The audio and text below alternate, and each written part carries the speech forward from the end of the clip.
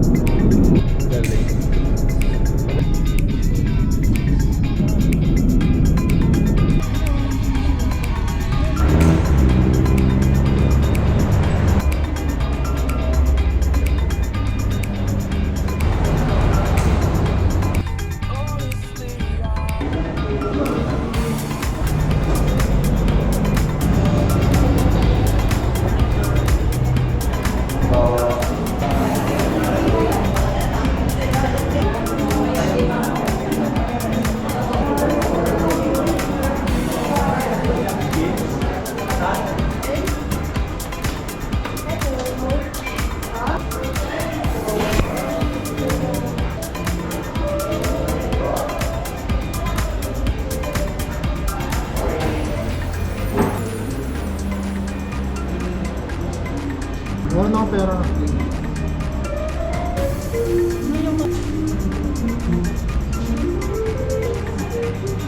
Visit na gaan.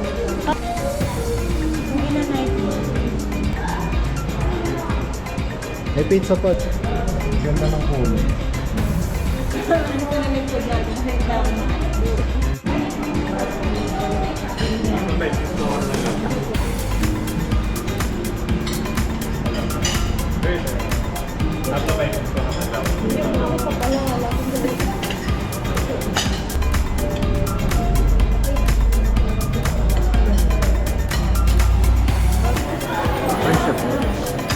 Chef yan.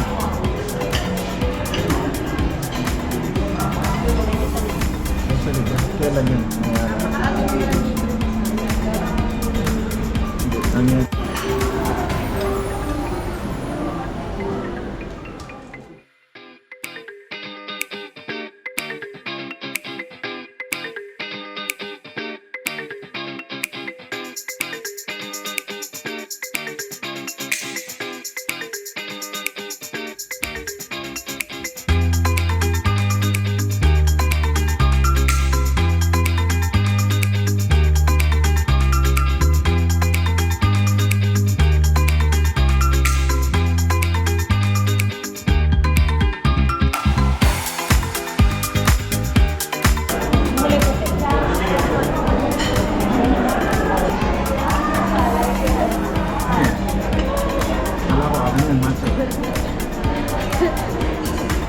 May regalo daw siya sa'yo.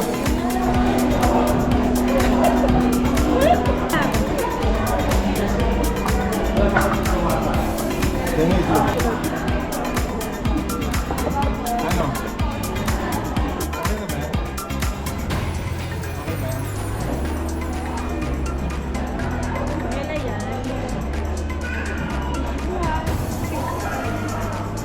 Naalala mo ba yung nakita ko na ano?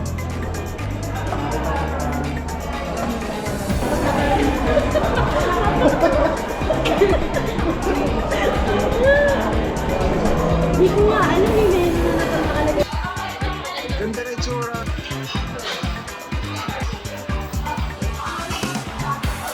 Hindi ba pinag po kayo? Salamat po. Ingat po kayo. Thank you po.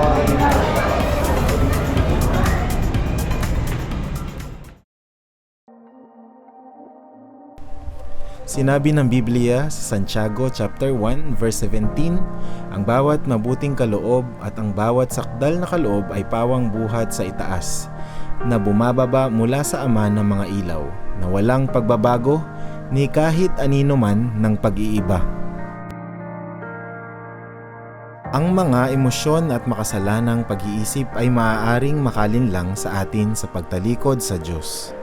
Mahalagang kumapit sa katotohanan na ang bawat mabuting bagay sa ating buhay ay kaloob ng Diyos. Sa gitna ng isang pagsubok, natutukso ang tao na mag-isip na ang Diyos ay hindi mapagkakatiwalaan. Sinasabi natin sa ating sarili, kung hindi kayang ibigay ng Diyos, ako mismo ang kukuha nito para sa akin. Kaya tayo ay nagmamadali sa desisyon at hindi kinikilala ang kanyang karunungan. Ang ganitong pag-iisip ay humahantong sa higit pang mga tukso. Sinusubukan natin na magkaroon ng kontrol at nahihirapan tayong makahanap ng sariling kasiyahan. Hinihikayat ni Santiago ang mga mananampalataya kay Kristo na manatili sa katotohanan. Ibinigay sa iyo ng Diyos ang bawat mabubuting bagay sa iyong buhay.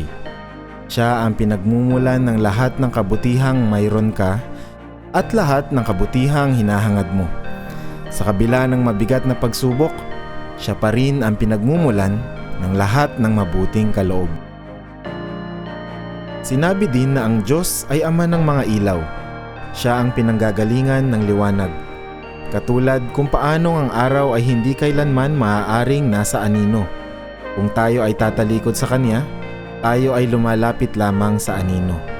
Kapag nahaharap sa mga pagsubok o anino, dapat nating hanapin ang nagkakaloob ng liwanag. Siya ang Diyos na hindi kailanman nagbabago.